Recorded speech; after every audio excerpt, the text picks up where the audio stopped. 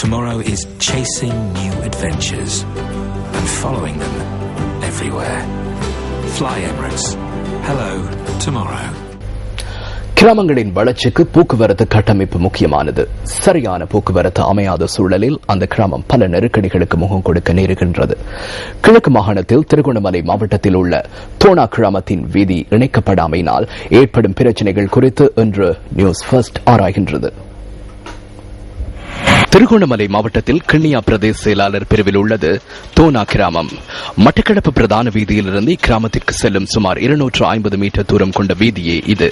Tsunami பேரலையால் பாதிக்கப்பட்ட தோனா கிராமத்தின் பின்னடைவுக்கு மட்டக்களப்பு பிரதான வீதியோடு இணைக்கப்படாத இந்த வீதியும் காரணம் என்று மக்கள் சுட்டிக்காட்டுகின்றனர். தோனா கிராமம் ஒரு மீன்பிடி கிராமம்.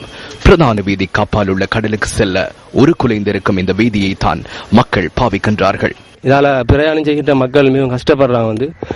குட்டி கரைச்சிலிருந்து வாராக்கள் கிட்டத்தட்ட பிரதான வீதிக்கு வார தூரத்தை பார்த்தா ஒரு 150 மீட்டர் தான் வரும்.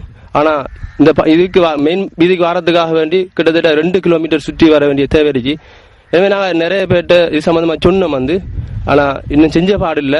இந்த வீதியை பிரதான வீதியுடன் இணைத்தால் பல வகையிலும் தமக்கு நன்மைகள் ஏற்படும் என்று மக்கள் எதிர்பார்க்கின்றார்கள். என்ற பிள்ளைகள் என்ற மக்கள் ஸ்கூலுக்கு போறதுக்கு நான் தூக்கி தான் கொண்டு விடுறதால பள்ளிவாசலுக்கோ பாடசாலைக்கோ வைத்தியசாலைக்கோ செல்றதெல்லாம் மிகவும் கஷ்டமா இருக்கு.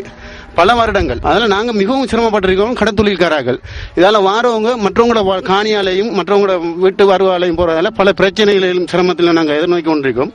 சுனாமி பேரலை அடித்து ஒரு தசாப்தத்தை கடக்க உள்ள நிலையில் சுனாமியால் பாதிக்கப்பட்ட இந்த வீதி பற்றைகள் மண்டையும் நீர் நிரம்பிய குட்டைகளோடும் காணப்படுகிறது.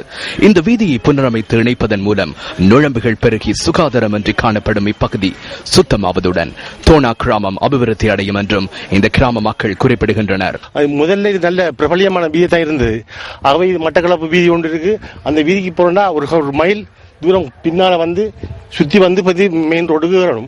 உருக்குலைந்து பாழடைந்திருக்கும் இந்த வீதி விரைவில் புனரமைக்கப்பட்டு பிரதான வீதியோடு இணைக்கப்பட்டு தமது கிராமம் அபிவிருத்தி பெறும் என காத்திருக்கின்றார்கள் தோனா கிராம மக்கள்.